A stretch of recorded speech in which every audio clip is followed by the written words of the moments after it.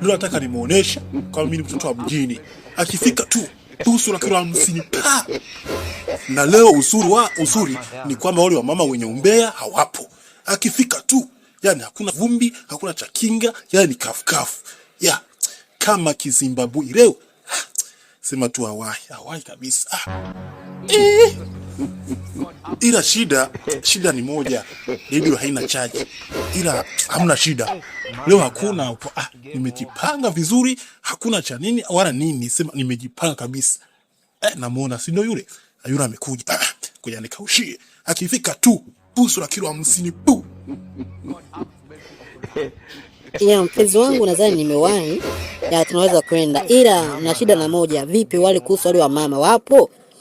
Kwa sababu nakumbuka ile siku waniangalia vibaya, kama wapo mimi siwezi kwenda. Hamna mpenzi wangu, sijali. Wale wa mama nilishawaambia, mkimuona mpenzi wangu msianze na salamu. Kwanza angalieni kisogo chake.